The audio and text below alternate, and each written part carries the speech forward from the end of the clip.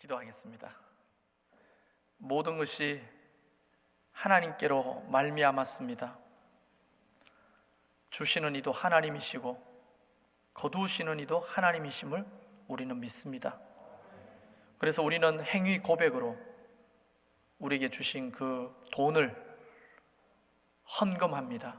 11조를, 감사헌금을, 또 여러 가지 선교 헌금과 제목을 드려 주님 앞에 드리는 모든 것을 하나님 기억해 주시옵소서. 아벨과 그의 제사를 받으신 하나님께서 우리와 그 예물을 받아 주옵소서. 그래서 하늘의 신령한 복과 땅의 기름진 복이 그들의 삶에 멈추지 않도록 늘 하나님 은혜 베풀어 주옵소서. 물질을 다스리는 자가 되어 물질의 종로로 타지 아니하고 그것으로 인하여 하나님을 영화롭게 하는 모든 하나님의 백성들이 되도록 역사하시옵소서. 가난한 자, 부자 가릴 것 없이 하나님께서 은혜를 주시는 줄 믿습니다. 하나님, 가난한 자들에게는 막혀있던 경제적인 문제가 풀리게 하시고 부자들에게는 그것을 통하여 더 하나님을 영화롭게 하는 믿음을 허락해 주옵소서. 그래서 서부 장로교회가 물질로도 하나님 나라에 크게 쓰임받도록 마음껏 부어 주옵소서. 감사하오며 예수님의 이름으로 간절히 기도드리옵나이다. 아멘. 할렐루야. 제가 집회하기 전에 목사님한테 그랬어요. 목사님, 싸움할 때 한 놈만 패라고 내가 배웠는데 그 한 놈이 목사님이 됐으면 좋겠다고. 목사님만 은혜 받으면 되는 거예요. 그러면 나중에 성도들한테 다 그 은혜가 흘러갈 거 아닙니까? 그래서 부족한 종의 말씀을 듣고 목사님이 가장 은혜 받았다고 고백해 주시니까 저한테는 이것이 너무 큰 선물입니다. 그래서 정말 생각지도 않게 하나님이 이곳에 서게 하셨는데 부족한 종을 쓰시는 하나님께 먼저 영광의 박수를 드리고 싶습니다.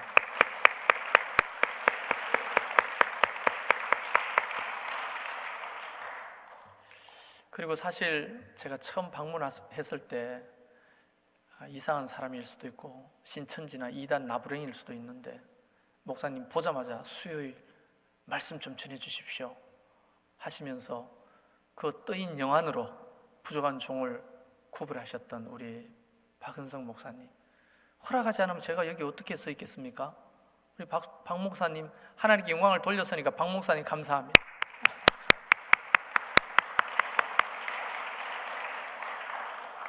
아니 장로님들 딴지 그렇다면 제가 여기 섰겠어요? 당회에서 그래도 목사님이 이분 우리 부흥의 강사로 세웁시다 했을 때 순종해 주시고 허락해 주신 우리 장로님들 너무 감사합니다.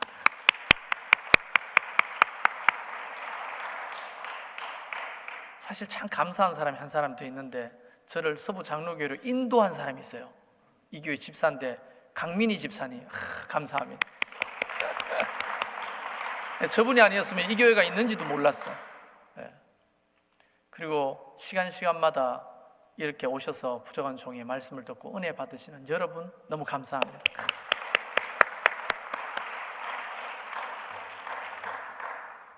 분위기가 이 정도 되면 기도하고 내려가도 될 것 같은데요. 이 마지막 시간인데 이 6번의 시간이 정말 꿈같이 지나가는 것 같아요. 정말로 저한테는 너무너무 큰 선물이었습니다. 너무 감사하고요. 그러나 이 코로나로 인하여 전 세계가 다 힘든 가운데 있지만 또 내일부터 더 락다운이 강화돼가지고 우리는 만날 수도 없고 잘 볼 수도 없지만 나중에 이 팬데믹이 신속하게 지나가고 이제 뚜껑이 탁 열릴 때는 그 속에 제대로 믿음이 익어 있는 자와 믿음이 썩은 자들이 구분될 거예요. 나는 여러분이 믿음이 썩은 자가 되지 않기를 바랍니다. 다 믿음이 더 숙성돼서 있기를 주의 이름을 축원하는 겁니다. 할렐루야. 근데 어떻게 해야 되겠어요? 안 보이니까, 못 만나니까 이제 하나님이 여러분에게 공을 넘기신 거예요. 이제 여러분의 역할인 거예요. 사실 코로나가 빨리 끝나야 되는데 국민의 60% 이상이 백신을 접종해야 그래도 집단 이런 면역력이 생겨가지고요. 지금 이스라엘은 뭐 날라룰루 잔치가 벌어졌어요. 집단 면역이 생겨가지고. 우리나라도 캐나다도 빨리 그렇게 되면 좋겠습니다. 근데 우리가 이 코로나를 경험해 보지만 살다 보면 인생에도 이런 눈에 보이지 않는 바이러스 말고 인생에서 겪을 수 있는 수많은 바이러스 같은 일들이 있죠. 원치 않는 사고라든가 질병이라든가 죽음이라든가 경제적인 부도라든가 또는 관계의 파괴나 단절이라든가 학생들은 시험을 낙방하고 또는 직장인들은 실직하고 이런 일들을 우리는 예수 잘 믿는다고 없는 게 아니에요. 예수 믿는 사람에게도 똑같이 오잖아요. 코로나 보세요. 예수 믿거나 안 믿거나 가리지 않습니다. 똑같이 옵니다. 삶의 수많은 바이러스를 우리는 들이닥치게 되고 또 만나고 살게 되는데 그런 일이 일어나면 우리가 코로나에 걸리면 목이 간질간질하고 먼저 기침이 나고 열이 올라가고 근육통이 생기고 호흡이 곤란해지고 하면서 점점 중증으로 가다가 또 그렇게 잘못되는 경우도 있습니다. 그러나 이 삶의 바이러스들을 만나면 우리는 그 충격으로 인하여 절망과 슬픔을 경험하게 됩니다. 그리고 우울증이 걸리고 무기력증이 생기고 공황장애 같은 게 오고 분노 조절이 안 되고 우리의 몸도 병이 들고 이게 그걸로 끝나는 것이 아니라 가족까지 힘들게 하고 가족도 전염이 되고 이게 바이러스하고 똑같아요. 이런 경우에 혹 우리는 바이러스 지금 백신을 맞아야 되는데 화이자 백신, 모더나 백신이 좋대요. 우리나라는 지금 얀센이나 아스트라제네카 이거 부작용이 있다고 두려워하고 있습니다. 캐나다는 뭘 주로 맞추는지 모르겠는데 저도 여기서 맞고 갔으면 하는데 좋은 걸로. 어쨌든 우리가 만약에 인생에 이런 바이러스들을 만났을 때는 혹시 마음에는 항체가 생기게 하는 백신이 없을까요? 누가 있지요 했는데 우리는 답을 알고 있습니다. 그 인생의 마음에 들이닥치는 이 환난 속에 백신이 있다면 그냥 무감각해지다는 게 아니라 그런 환난과 어려움, 원치 않는 인생의 바이러스를 만났을 때 우리는 그것을 극복하고 이길 수 있잖아요. 첫날 여러분 기억나십니까? 믿음을 살피라 했을 때 잠언 4장 23절 모든 지킬 만한 것들 중에 더욱 네 마음을 지키라. 생명의 근원이 이에서 남이니라. 마음이 무너지면요 결국 아무것도 하지 못하는 거예요. 여러분 기억납니까? 저는 달리기가 굉장히 좀 빠른 편이에요. 제가 선수는 아니지만 그래도 12초 09까지 뛰어봤으니까 굉장히 빠르죠. 근데 나이도 좀 들고 하니까 이제 어르신들한테는 좀 외람됩니다만 나이가 들고 하니까 이제 늦어요. 그런데 그래도 제 나이 또래에서는 잘 뛰는 편입니다. 어릴 때부터 달리기를 잘했어요. 그런데 여러분 공감할 거예요. 운동회만 되면 운동회 기억나십니까? 옛날 운동회 이제 마지막이 100m 달리기야. 1조 일어서면 출발선에 땅 소리가 나면 딱 1등 찍어주고 2등 여기 찍어주고 3등 찍어주면 나중에 이거 보여주면 공책 주고 이랬죠. 젊은 사람들은 모를 수가 있어요. 근데 그렇게 했단 말이에요. 그런데 반별로 하는데 1조, 2조, 3조, 4조 쭉 이제 대기선에 앉아 있다가 1조 나오라면 일어나서 출발선으로 가잖아요. 근데 그렇게 앉아 있는데 오줌이 자꾸 마렵고 침이 막 꼴깍꼴깍 넘어가고 너무 무서운 거예요. 저기는 엄마 아버지가 와가지고 이제 우리 아들 몇 등 하나 이걸 지켜보고 있는데 이 마음이 무너지는 거야. 너무 두려운 거야. 그래가지고 이제 제가 4조입니다. 4조 이러면 벌써 벌벌벌 떨려. 출발선에 써가지고 마음이 무너졌어. 탕 소리가 나면 뛰어야 되는데 출발도 늦을 뿐더러 가면은 다리가 꼬여서 차빠지기 일쑤인 거예요. 그래서 저는 달리기를 잘하는데 운동회 달리기는 1등, 2등, 3등을 해본 적이 없어요. 맨날 차빠져요. 다리에 힘이 풀려가지고. 그리고 여러분 믿거나 말거나 저는 처음 설교를 했을 때가 만 19살 때입니다. 첫 설교를 할 때 아직도 기억납니다. 대구 목민교회 아동부 전도사로 설교를 하는데 머리가 스포츠 형태로 해가 짧고 양복이 없어가지고 빌려 입은 양복을 어바리 같은 걸 입고 올라가가지고 원고를 일주일 내내 준비했어요. 첫 설교이니까. 갔는데 갑자기 권사님 한 분이 저를 보더니만 손수건으로 입을 털어 막 웃는 거야. 왜냐면 누가 보더라도 애가 올랐어가지고 설교를 한다고 했으니까 우스운 거예요. 근데 그 모습을 딱 보는데 갑자기 원고가 안 보여. 원고를 내가 일주일 내내 준비했는데 원고가 안 보이는 거예요. 그러더니만 사람도 안 보이고 원고도 안 보여요. 완전히 공황장애처럼 아무것도 안 보이는 거예요. 어떻게 설교를 하고 내려왔는지 몰라요. 그리고는 그때부터 이 무대 공포증, 사람들 기피증 이런 게 생기고 설교가 너무 두려운 거예요. 할 수가 없는 거예요. 설교가 마음이 무너지니까 설교를 할 수가 없어요. 하나님 앞에 기도했죠. 주님, 내가 평생 설교자로 살아야 되는데 두려움, 내 마음을 지킬 수 있도록 해주세요. 하나님, 내 마음을 좀 지켜주세요. 이게 안정이 안 되는 거예요. 그래서 막 기도했죠. 하나님 도와달라. 근데 어느 순간부터인가, 언제부터는 잘 모르겠어요. 그럼 기도하고 언제부터인가 올라서는 것이 별로 무섭지 않고 원고도 보이고 사람도 보이기 시작하고, 그리고 또 떨리지가 않고 무섭지가 않고, 이게 하나님의 은혜인 거예요. 할렐루야. 하나님이 내 마음에 백신을 딱 놔주셨어. 사람을 두려워하는 거를. 사실 서부 장로교회가 얼마나 대단한 교회입니까? 안 떨리겠어요? 안 떨려요? 별로 그런 교회입니까? 얼마나 떨려요. 특히 제가 첫 시간에 말했지만 이 교회는 강사들이 굉장히 불리한 교회라고요. 담임 목사님이 성경을 막 백종원처럼 뽑아가지고 쓰시는 설교자인데 이 어떤 능력을 가지고 여기 쓰겠냐고요. 그래서 제가 전략을 간증으로 바꾼 거죠. 네? 아멘 할 건 없고 일단 하나님의 말씀에만 아멘 하십시오. 근데 보십시오. 하나님이 내 마음에 백신을 딱 놔주셨는데 그 백신이 무슨 백신이냐 하면 말씀이었어요. 성경에 보니까 두려워하지 마라, 두려워하지 마라, 이 말이 정말 거짓말 좀 보태면 한 장 넘길 때마다 나와. 얼마나 많이 나오는지. 두려워하지 마라, 나는 너와 함께한다, 너는 내가 택했다, 너는 내 백성이다, 두려워하지 마라, 두려워하지 마라. 그 말씀이 믿음으로 딱 받아지니까 진짜 하나님이 나와 함께 하시니까 두려움이 사라지는 거예요. 저는 1000명이 있든지 10,000명이 있든지 하나님 앞에 딱 1:1로 선다는 심정으로 서기 때문에 사람이 두렵진 않아요. 솔직히 말씀드리면 박 목사님 두렵지 않아요. 사람이 두렵지 않다는 거예요. 그러나 박 목사님이 선포하시는 설교는 두렵습니다. 하나님이 주신 백신이에요, 그게. 그래서 사실은 우리가 이제 기억을 좀 해보면 마음이라는 단어가 레버라는 단어라고 이야기했잖아요. 정서, 의지, 이성까지 다 포함되는 전인격적인 것을 의미하는 거예요. 그것이 생명의 근원이고 믿음이고 영성인데 거기에 하나님의 말씀의 백신을 맞은 사람만이 마음을 지킬 수 있다는 거예요.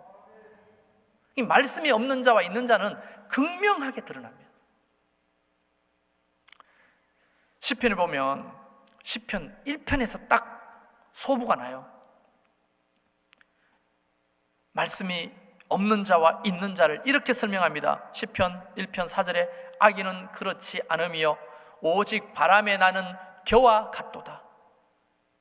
바람에 나는 겨 아시죠? 옛날에 할머니 어머니들이 이렇게 까불면, 바람에 까불면 막 콩깍지도 날아가고 겨도 날아가고 그러잖아요. 바람에 이리 날아가고 저리 날아가고 휙휙 날아가고 마음이 막 갈대처럼 이리 흔들리고 저리 흔들리고. 악인이라는 게 나쁜 사람을 말하는 게 아니라 하나님을 떠난 사람, 말씀을 떠나는 사람은 성경에 악인이에요. 성경에서 악인 선인의 구분은 윤리적이냐 윤리적이지 않냐, 법을 잘 지키냐 안 지키냐, 이게 아니에요. 성경의 악인과 선인은 하나님을 믿냐 하나님을 떠났냐, 이게 기준입니다. 그럼 악인은 그렇지 않으며, 다시 말하면 하나님을 떠난 자는 그렇지 않으며, 다른 말로 말씀을 떠난 자는 그렇지 않으며 바람에 나는 겨와 같도다. 그러니까 하나님을 떠나고 말씀이 없는 자는 인생에 조그만한 바이러스를 만나도 팍팍 쓰러집니다. 시편 1편 2절에 보면 오직 여호와의 율법을 즐거워하며 그 율법을 주야로 묵상하는 자가 바로 의인인 거죠. 그래서 오늘 주보 보니까 필사반 모집한다고 돼 있더라고요. 그걸 왜 모집해요? 다 해야지. 얼마나 안 했으면 모집을 해가지고 합니까, 그거를. 이런 광고가 나오는 걸 보면 이면에 현상을 우리가 짐작할 수가 있는 거예요. 안 쓰니까 필사를 하지 않고 암송을 하지 않고 성경을 안 보니까 교회에서는 필사반 모집하고 암송반 모집하고 하자고 그래도 안 해. 여러분, 백신을 맞아야 될 거예요. 독감 백신도 맞아야 되고 필요에 따라는 코로나 백신도 맞아야 되고 그것이 뭐 안 좋다더라 나는 안 맞는다 하는 사람도 있지만 결국은 맞은 사람들 때문에 마스크 보고 돌아다닐 거 아닙니까? 그래서 시편 1편에 보면 그런 사람들은 복 있는 사람은 이렇게 시작합니다. 복 있는 사람은. 여러분 여기서 나오는 이 복이 히브리어로 에세르라는 말을 쓰는 겁니다. 에세르. 이 에세르가 복인데 이 에세르라는 복이 헬라어로 번역되면 어떻게 되냐면 마카리오스라는 말로 번역되는데 이 마카리오스나 에세르는 똑같은 말이에요. 행복이라는 말이야. 근데 이 마카리오스 곧 에세르는 말이 어디에 나오냐 찾아봤더니 요한계시록 1장 3절에 나오네요. 이 예언의 말씀을 읽는 자와 듣는 자와 그 가운데 기록한 것을 지키는 자는 복이 있나니 하나님의 말씀을 읽고 듣고 지키는 자가 행복하다고 말하는 거예요. 시편의 그 말이 요한계시록의 그 말씀이에요. 그래서 잠언 4장 20절에 보면 내 아들아 내 말에 주의하며 내가 말한 것에 내 귀를 기울이라. 21절에 그것을 내 눈에서 하지 말며 내 마음속에 지키라. 아멘이십니까? 다른 데 자꾸 아멘 하지 말고 말씀 읽으면 아멘 해야지. 아멘. 근데 그 말씀을 마음속에 지키라 했잖아요. 이 지키라 말이 은혜로워요. 히브리 말로 보니까 샤마르라는 뜻이에요. 샤마르는 뭐냐면 울타리를 치는 거예요. 그러니까 여러분 마음에 뭘로 울타리를 치라는 거예요? 말씀으로 울타리를 치라는 거예요. 근데 말씀을 읽지도 않죠. 듣지도 않죠. 배우지도 않죠. 뭘로 울타리를 칩니까? 옛날에 서부 개척 시대 때 미국에 오신 분들이 땅을 어떻게 가졌어요?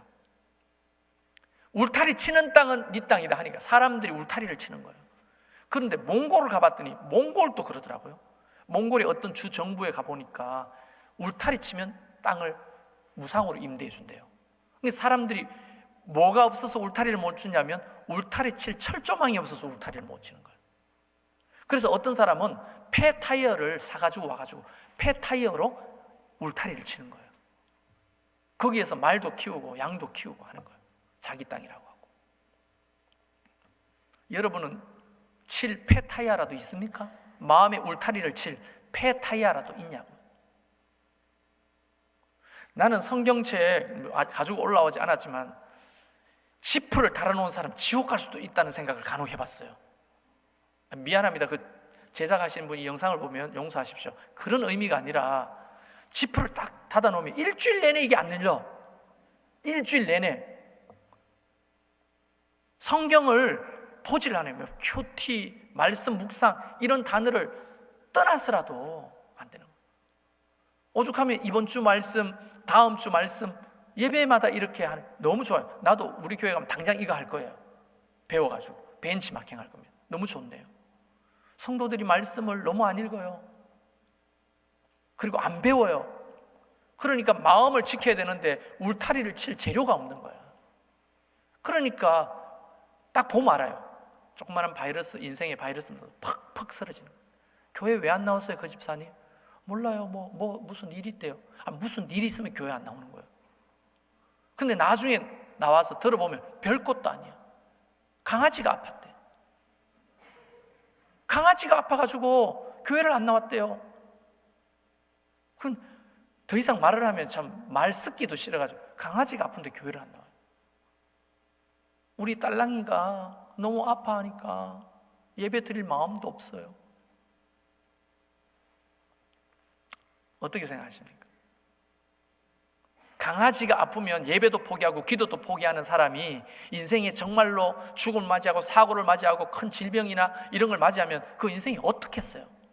말씀이 없는데, 울타리 칠 말씀이 없는데. 잠언 4장 22절에 그것을 얻는 자에게 생명이 되며 그의 온 육체에 건강이 됨이니라. 말씀이 건강이 된다고 하잖아요.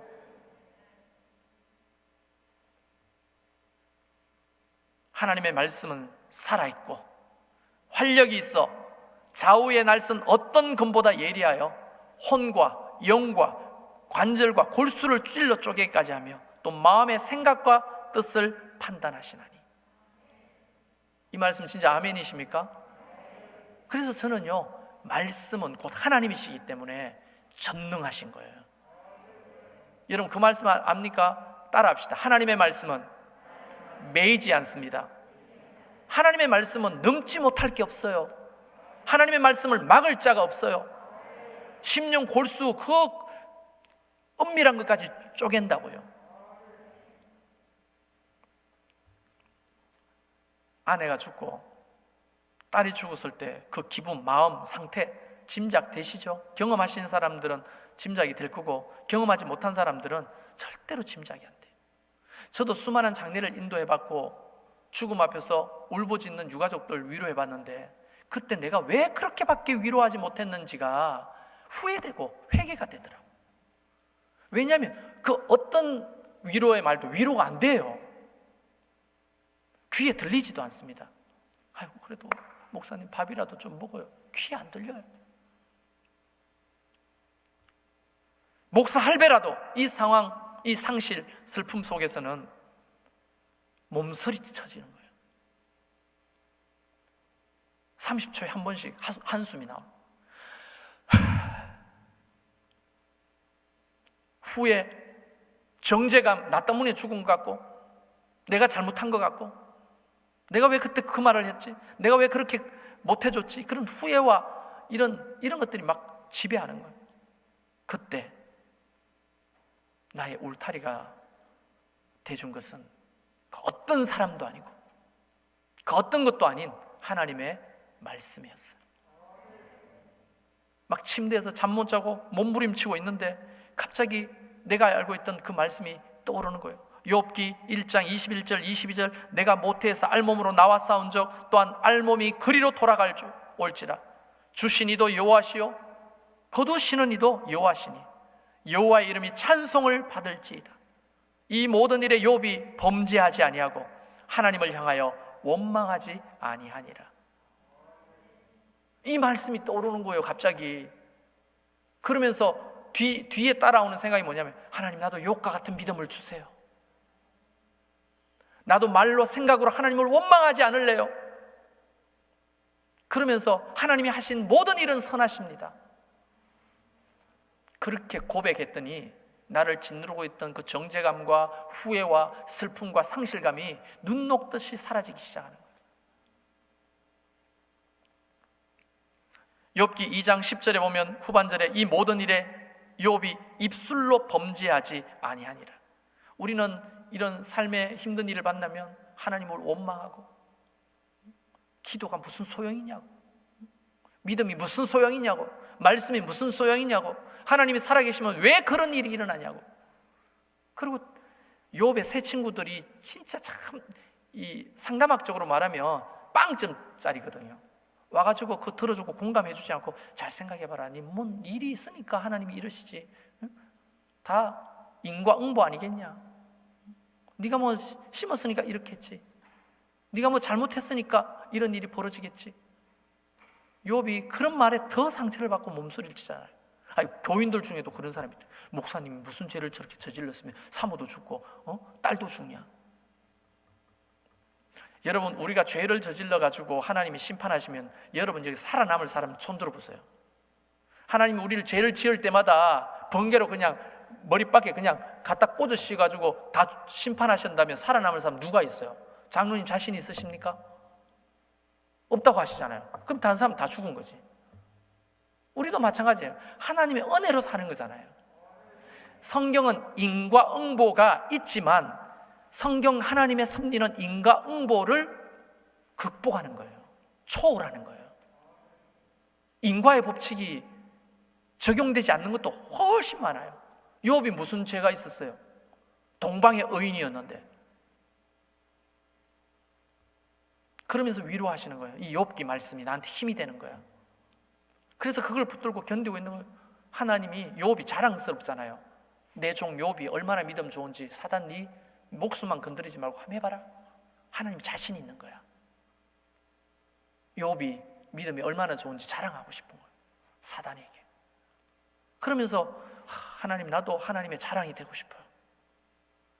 믿음이 헛구호가 아니고 말씀이 헛구호가 아님을 삶으로 보여주면서 하나님의 살아계심을 증거하고 싶은 거예요. 막 그런 욕심이 막 생기는 거예요. 그래서 하나님이 행하신 모든 일은 선하십니다 하면서 돌아다니시지 않아요. 목사님이 돌았다고 해요. 너무 충격받은 나머지, 너무 슬픔에 빠진 나머지 목사님이 이제 돌았다. 어때요? 내가 돈 사람이면 여러분 돈 사람을 모시고 지금 집회하는 거예요. 그렇게 보이십니까? 돌았어요? 아니죠. 그래서 제가 지난번에 이야기했다시피 결핍은 새로운 체험의 시작이에요. 상실은 새로운 관계의 시작이고, 슬픔은 새로운 관점의 시작이고, 고난은 새로운 성숙의 시작이고, 실패는 새로운 도전의 시작일 뿐이에요. 예수 믿는 사람에게는.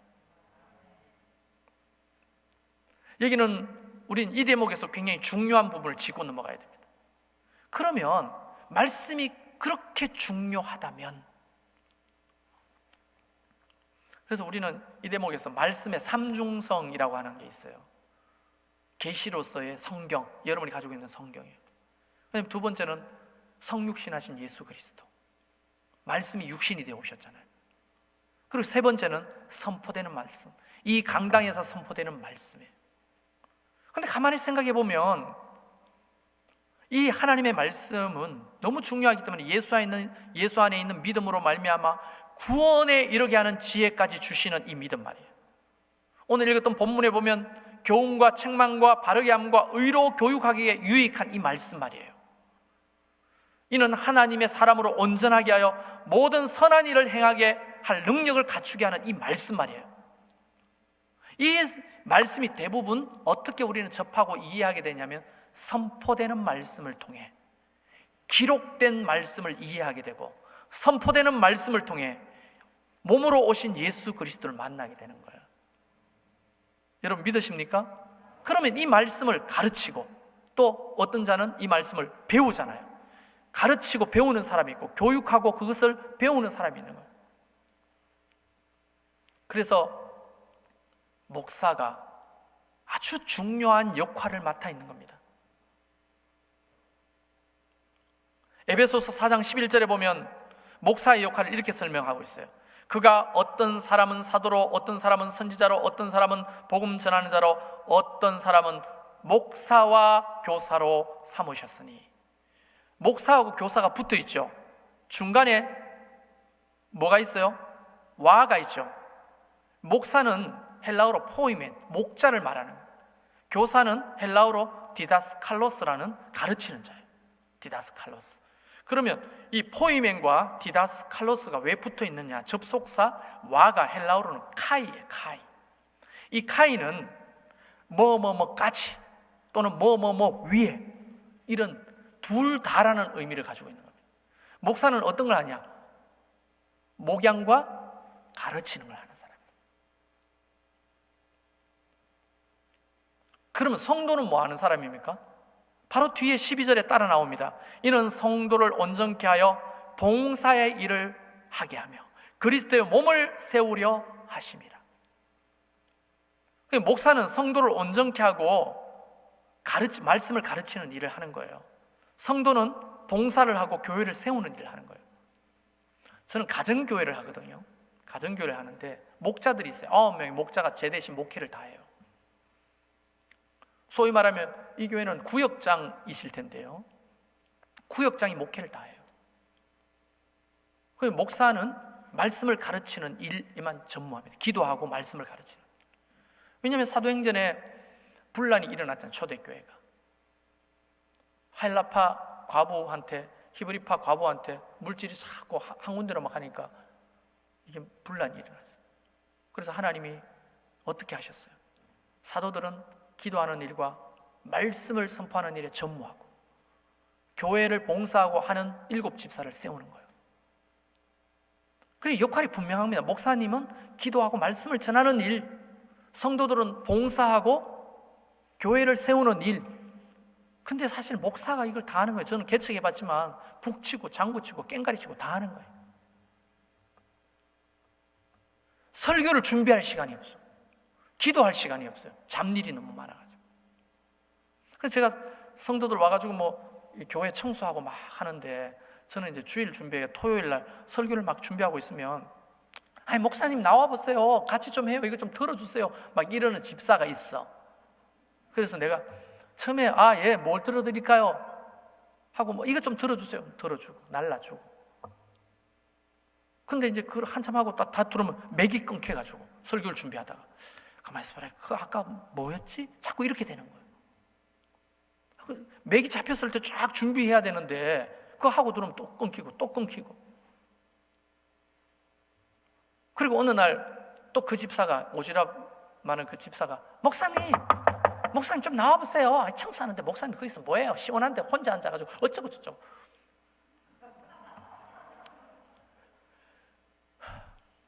그래서 안 나갔어요. 집사님 하세요, 저 바빠요.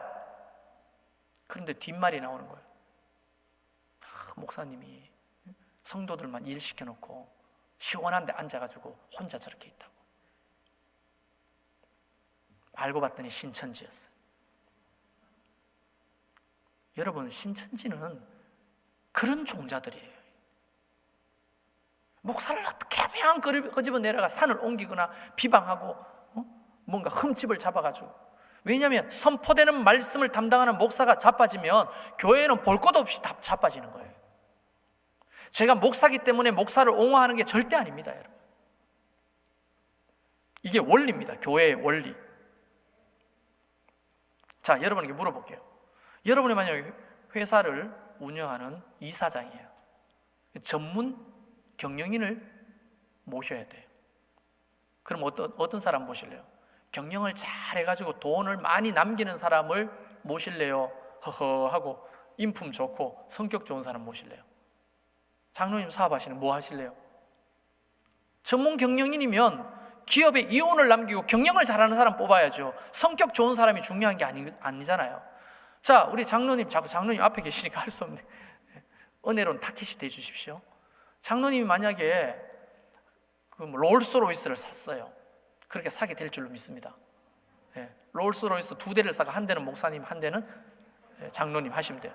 근데 롤스로이스는 오너가 하는 운전차가 아니죠. 기사가 있는 거죠. 오너 자리는 따로 있습니다.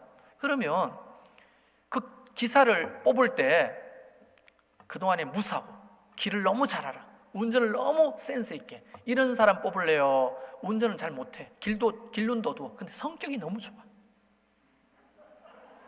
어때요? 누굴 모실래요? 그렇죠? 길눈 밝고 센스 있게 안전운전하는 사람, 성격은 좀 까칠할 수 있어요. 그러나 그런 사람이 운전자는 맞는 거잖아요. 자, 식당에 주방장을 모신다고 합시다. 백종원 같은 사람이야. 뭐든지 뚝딱뚝딱 맞는데 사람들이 다 맛있대. 이런 주방장 하나 모시면 식당은 날개 다는 겁니다. 근데 이 사람은 간도 제대로 못 맞춰, 경력이 짧아, 성격이 좋아, 인품이 너무 좋아. 자, 주방장 누구 모실래요? 인품 좋은 사람? 맛은 못 내는데 인품 좋은 사람? 그런 사람이 누가 있냐고요. 자, 교회 목사님을 모실 때 무엇일래요? 말씀 기가 막혀, 백종원처럼 말씀을 뽑았어. 이런 사람하고 성품이 너무 좋아. 설교는 잘 못해, 자꾸 잠이 와. 뭐 말하는지 잘 모르겠어. 근데 성품이 너무 좋아요. 어때요?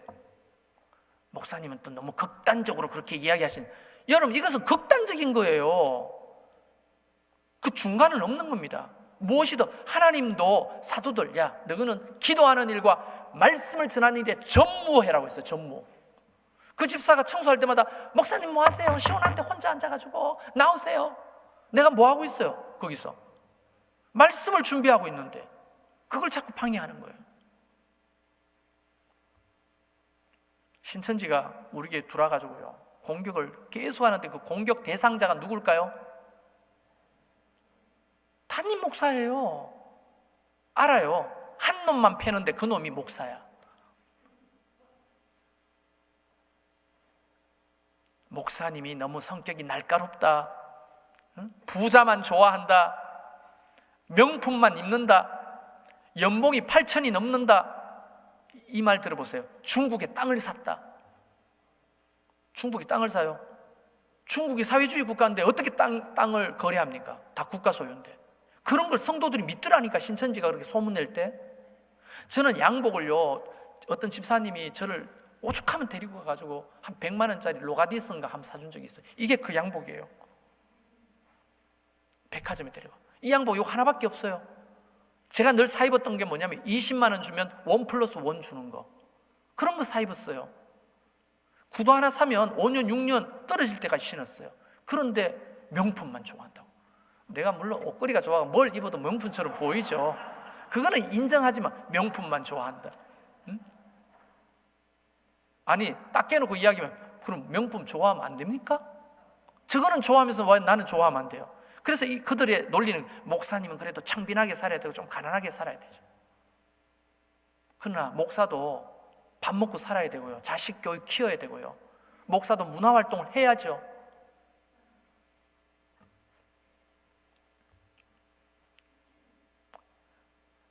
그렇게 공격을 해대는데 섭섭한 거는 신천지는 신천지기 때문에 그런다 치더라도 성도들이 거기에 널뛰기를 하는 거예요. 그래, 맞아.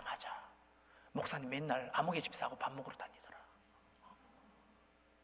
그리고 목사님 입은 옷이 보통 가격이 아닌 것 같아.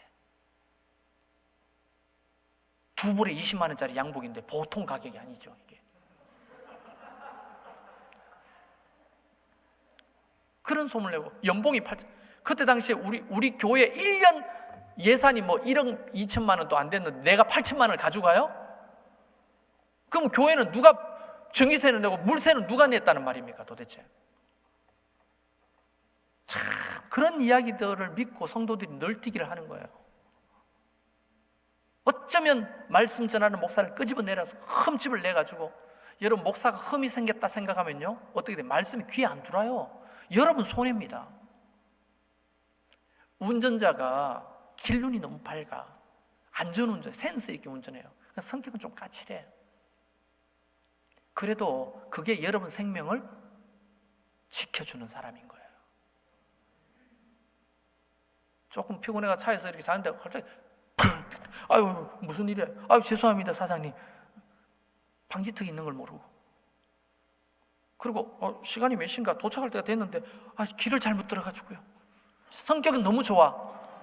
사장님 오늘 멋있습니다 따봉 사랑. 가만히 있어봐라. 사장님 잠깐만요, 사랑합니다. 이런 거 좋아요?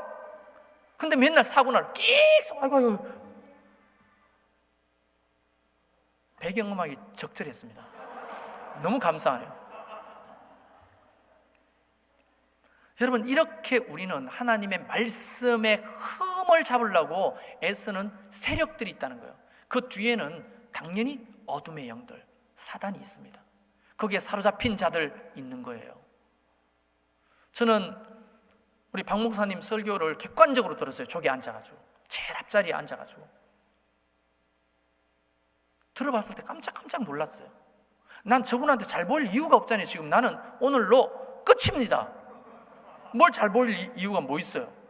가을에 또 불러주신다면 좀 잘 보여야 되나 모르겠어요. 그런데 난 끝이에요. 저런 분이 없습니다. 저는 저분의 성품을 몰라요. 까칠한 분인지 뭐 카리스마가 있는 분인지 부드러운 분인지 몰라요. 그러나 말씀 하나만큼은 제가 자신 있게 추천할 수 있더라고요. 그러면 되지 뭘. 그리고 교인들한테 부드럽게 잘해주고 하는 장로님이 하시면 되는 거지. 권사님들이 하시면 되는 거지. 목사님은 말씀을 전하는 일만 잘하시면 따봉인 거예요. 그게 뭘 원해요? 그런데 신천지는요, 와가지고 목사님 흠집자에 옷만 글로 다. 그리고 신천지가 아닌 사람이 더 나쁜 게 신천지 짓을 하는 사람이 있어. 신천지는 아닌데 신천지 짓을 해. 그게 더 나빠. 지옥 아랫목은 신천지 짓을 하는 성도들이 가는 거예요. 내가 볼 때. 새겨 들으십시오, 여러분. 목사님이 흠이 있으면 맞고 서서 기도해야죠. 목사님이 만약에 안 맞으면 우리가 맞고 서서 그걸 기도해야 되잖아요. 말씀하고 그거하고 비교할 수 있습니까? 목사에게, 요리사에게는 요리하는 것과 다른 것과 비교 안 되는 거예요. 경영인은 경영하는 것과 다른 것이 비교 안 되는 거예요. 운전사는 안전 운전하는 것과 다른 거 비교 안 되는 거예요. 목사는 말씀을 전하는 것과 다른 것과 비교할 수가 없는 거예요. 근데 자꾸 똑같이 비교해요. 이게 안 좋다고. 그래서 제가 여러 문헌을 살펴봤더니 남편한테 받지 못한 사랑을 만민의 남편처럼 목사님을 생각한 여성도들이 목사님으로부터 그 공감을 받고 싶어 하시는 거예요. 실제로 그렇습니다. 목사님은 은연중에 무의식적으로 남편에게 받아야 될 사랑을 받고 싶어요. 그 공감과 관심을 받고 싶어 하는 거예요. 목사님이 오늘 주먹이라도 한번 해주는데 다른 집사하고 한참 써가지고 막 이야기하고 나를 놓쳤어. 그러면 마음이 안 좋은 거예요. 여러분, 목사님이 어떻게 이 많은 사람들 다 맞춥니까? 못 맞춰요. 제가 개척을 했잖아요. 그리고 이 바닥에서 30년 넘도록 밑바닥에서부터 쓰임받아서 이 대표 목사가 됐는데, 담임 목사가 됐는데요, 경험을 해보니까 그렇더라고요. 그리고 갈라디아서 6장 6절에 보면 가르침을 받는 자는 말씀을 가르치는 자와 모든 좋은 것을 함께 하라. 어떻게 좋은 거 좀 함께 하셨나요? 목사님? 네, 아멘. 아멘이 왜 이렇게 슬프게 들리지? 이상해. 모든 좋은 것이라고 하는 것은 파스 아가도스. 이 말이 뭐냐면 전체 모든 좋은 것, 선한 것, 세상적이고 육체적인 것이 다 포함된 거예요. 이 파스라는 것은 하나님이 창조하신 우주를 의미하는 거예요. 파스 아가다스, 모든 것을 함께 하라. 헬라어로 코이노네오, 나누라는 겁니다. 목사님과. 디모데전서 5장 17절에는 잘 다스리는 장로들은 배나 존경할 자로 알되 말씀과 가르침의 수고한 이들에게 더욱 그리할 것이니라. 우리 교회 집사님들이 계시는데요, 제가 이렇게 오게 된 것도 우리 집사님들이 비행기표 끊어주고 생활비 보태주고 지금도 매달 후원해주고, 우리 집사람 살아있을 때도 병원비 대주고 뭐 맛있는 거 사 먹으라고 생일 때마다 챙겨주고. 목사가 그걸 바라는 게 아니라 힘이 나대요. 격려가 되더라고요. 솔직한 말로. 뭘 바라겠습니까? 가난한 자, 나한테 아무것도 못 해주는다도 똑같은 아비의 마음으로 봅니다. 편히 하는 게 아니에요. 근데 그렇게 해주니까 힘이 나대요. 하나님의 격려로 여겨지대요.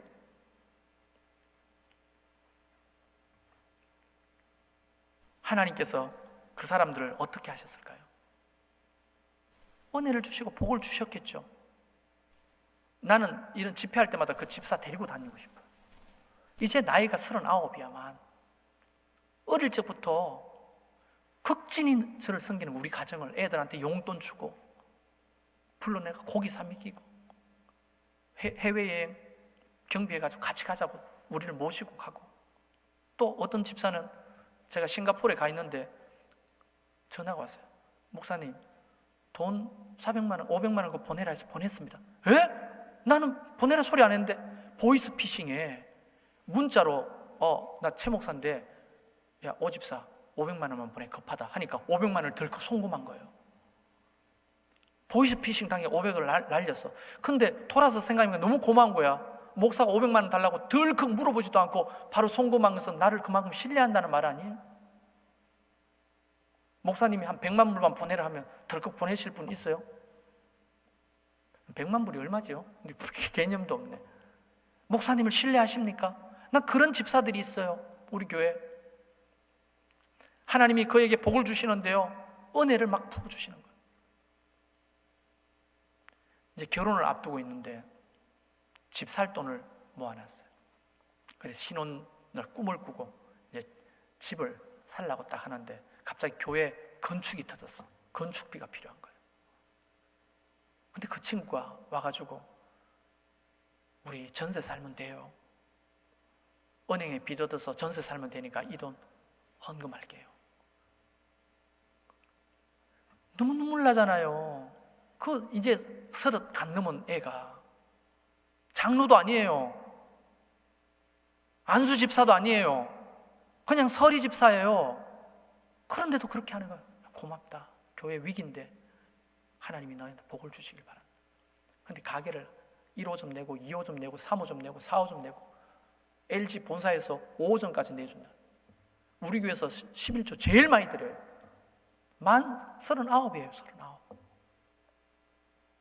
500만 원씩 600만 원씩 어떨 땐 1000만 원씩 11조 합니다. 간증이에요. 간증. 그래서 걔는 심는 게 안 아깝다는 거예요. 선하게 하니까 바라는 게 아니에요. 근데 어떤 집사는 저한테 뭘 해줘요. 뭐도 사주고 뭐도 사주고. 근데 나중에 딱 틀어지면 내가 목사님한테 어떻게 했는데 이럴 수가 있어요. 해준 거 다 계산해 놓거든요. 근데 얘는 아무리 큰 걸 해줘도 표시도 안 되고 뭘 칭찬받으려고 하지도 않고 섭섭하지도 않아요. 진짜 하나님의 마음으로 하는 거예요. 여러분 서부 장로교회도 박 목사님에게 그런 사람들이 많이 있겠죠? 저는 잘 모르니까 있으니까 이렇게 하시겠죠. 마지막으로 여러분 요한복음 5장의 베데스다 연못만 이야기하고 마치려고 합니다. 여러분 베데스다 연못 우리는 읽지 않아도 다 압니다. 거기에 38년 된 병자가 있었죠. 근데 그 연못이 천사가 내려와서 물을 동하게 하면 가장 먼저 들어가는 자가 낫는다는 소문이 파다했습니다. 제가 베데스다 연못에 갔는데 지금 물은 없습니다만 제법 커요. 이 예배당 한 1.5배 정도 돼요. 베데스다 연못. 근데 사람들이 병자들이 전국에서 온 병자들이 누워 있잖아요. 근데 사람들이 뭘만 기다려? 천사가 내려와서 물이 동하는지 안 동하는지 하는 거예요. 그래서 상상을 해봤어. 어린애들이 장난친다고 돌을 떨어가지고 연못에 던진 적이 있을까요? 없을까요? 아니 상상을 해봐요. 합리적인 상상을 해보면 던질 수 있죠. 그럼 물이 동해요? 안 동해요? 그럼 애가 던진 돌로 물이 동했는데도 불구하고 물 동하는 것만 기다렸던 그 환자들에게 너무 절실하니까 먼저 들어가려고 한두 번. 그 베데스다 연못은 사회의 축소판입니다. 경쟁이에요. 경쟁. 부잣집 도련님이 아파요. 거기 왔어요. 성경에는 안 나오지만 합리적인 우리가 추론을 해보면 아주 부잣집 도련님이 거기 있어요. 뭐 삼성이나 LG나 이런 그룹의 자제라고 해요. 재벌이 있어요. 거기에 옆에 대기하는 보디가드들이 있겠죠? 어떻게 하고 있어요? 들고 있는 거예요. 물통에다 바로 던져 넣어버립니다. 근데 38년 된 병자는 이미 가족으로부터도 버림받았다시피 하고 혼자 거기 있는 거예요. 예수님이 왔는데 네가 낫고자 하느냐 이렇게 물었는데도 이 38년 된 병자는 트라우마가 있어요. 주님 앞에 뭐라고 말합니까? 네, 낫고자 합니다. 이렇게 말해야 정상이잖아요. 뭐라고 합니까? 물이 동할 때마다 나를 먼저 넣어줄 사람이 없어 다른 사람이 먼저 들어갑니다. 이 말은 그 경쟁에서 이기도록 도와달라고 요구하고 있는 거예요. 예수님은 이 세상의 경쟁에서 이기도록 돕는 분이 아니에요. 하나님을 그렇게 사용하려면 안 돼. 그래서 가만히 보니까 주님이 네가 낫고자 하느냐 이래놓고는 예수께서 이러시되 일어나 네 자리를 들고 걸어가라 말씀하시니까 물은 안 동하는데 베데스다는 가만히 있는데 뭐가 동했어요? 38년 된 환자의 마음의 베데스다가 동하는 거야. 하나님은 우리 환경을 변화시키는 것이 아니라 그 말씀은 우리 마음의 베데스다를 동하게 하시고 움직이시는 거예요. 그래서 역사를 일으키는 거예요. 감동이 없으면 역사가 안 일어나요. 자꾸 우리는 기도할 때도 그렇고 하나님을 이 경쟁에서 이길 수 있도록 복을 달라고 기도하잖아요. 근데 주님은 우리에게 일어나 네 발로 걸어가라 말씀하시는 거예요. 그러니까 원칙을 보면 우리는 그 경쟁에서 이기려고 하지 말고 하나님의 말씀대로 순종하면 이기는 거예요. 이 원리를 정리가 되셨어요? 하나님을 그렇게 이용해 먹지 마세요. 하나님의 말씀을 그렇게 이용하지 마십시오. 하나님은 이렇게 볼 때 여러분 마음 안에 베데스다가 다 있어요. 없는 사람이 없어. 다 있어. 베데스다가. 하나님의 말씀이 가슴에 들어오면 베데스다 연못이 동하듯이 우리 마음에 베데스다가 동하면 38년 된 병이라도 일어나는 거예요. 할렐루야. 걷게 되는 겁니다. 그 자리를 들고 일어나는 거예요. 그래서 주님은 자신 있게 바울을 통해 이런 말을 하는 거죠. 아무것도 염려하지 마라. 다만 모든 일에 기도와 간구로 너희 구할 것을 감사함으로 하나님께 아뢰라. 그리하면 모든 지각에 뛰어난 하나님의 평강이 그리스도 예수 안에서 너희의 마음과 생각을 지키시리라. 이걸 억지로 다른 말로 번역을 하면 하나님의 말씀이 네 생각 속에 마음 속에 있는 베데스다를 움직일 거야. 말씀이 너무너무 중요한 거예요. 말씀이 있는 자 없는 자 너무너무 차이가 많이 나요. 여러분 어때요? 말씀에 가까이 하고 말씀을 사모하고 말씀을 배우려고 하고 목사님을 통해 주시는 하나님의 말씀을 들으려고 하는 이 사모함이 몇 점쯤 되는 것 같아요? 위험한 상태 아닐까요? 위험한 상태가 아닐까요? 위기 상태가 아닐까요? 오늘 우리는 6번의 말씀을 통해 믿음을 살피라, 기도를 살피라, 예배를 살피라, 관계를 살피라, 물질을 살피라, 말씀을 살피라까지 했는데요. 뒤에 7번째, 8번째 더 있지만 그게 핵심적인 거 이게 제대로 살아야, 건강해야 이 코로나 시대에 우리의 믿음을 지킬 수 있는 거예요. 진짜 그리스도인이 되는 거예요. 여기서 진짜 가짜가 극명하게 드러날 겁니다. 팬데믹 딱 사라지고 뚜껑을 딱 열리는 순간 진짜 가짜가 딱 드러나는 거예요.